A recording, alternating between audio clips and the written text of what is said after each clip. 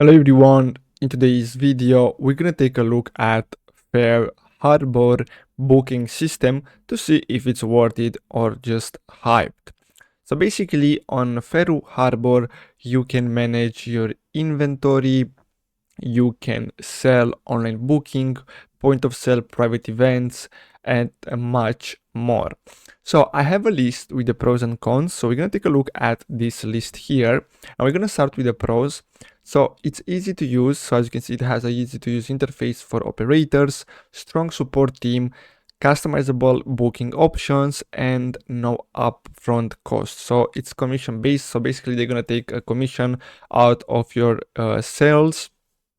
Then we have the cons, so limited design flexibility, steep learning curve for advanced features, and commission fees can add up.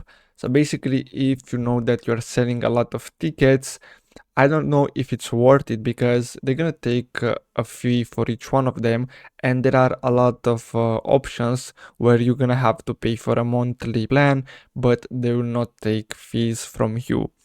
So basically these are the pros and cons for using FAREHARBOR. I really hope you found this video helpful. Don't forget to like and subscribe. Thanks for watching, guys.